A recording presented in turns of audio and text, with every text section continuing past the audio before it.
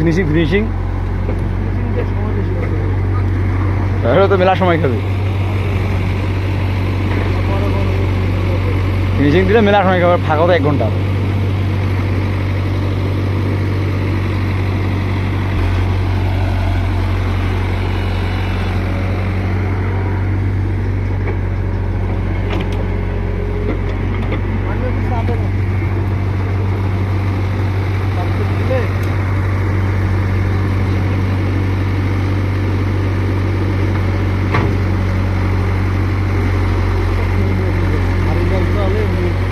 এমনিতে বিশাল হয়ে গেছে